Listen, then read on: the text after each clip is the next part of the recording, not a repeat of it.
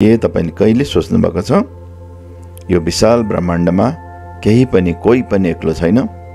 रुख, जनावर, हामी मानिस, यहाँसम्म कि एउटा सानो कण पनि अर्कोसँग सम्बन्धित छ।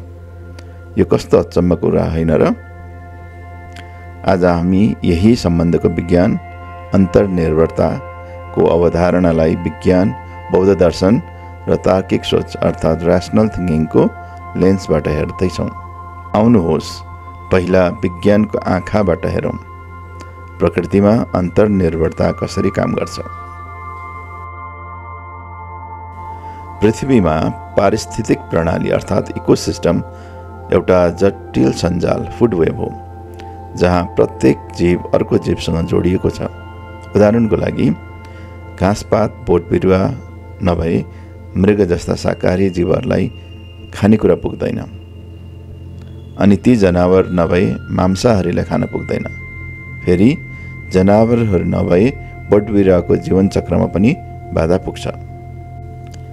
बोट बिरुवाहरूले हामीलाई सास फेर्न अक्सिजन O2 दिन्छन् र हामीबाट कार्बन डाइअक्साइड CO2 लिन्छन्। यसरी बोट बिरुवा तथा चराचर जगतले वायुमण्डलमा ती ग्यासहरूको सन्तुलन कायम राख्छन्।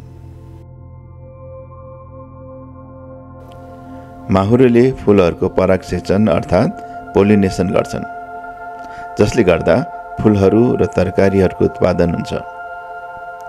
यदि माहुरी नहुँदो त हाम्रो खाद्य प्रणालीमा गम्भीर असर पर्ने थियो।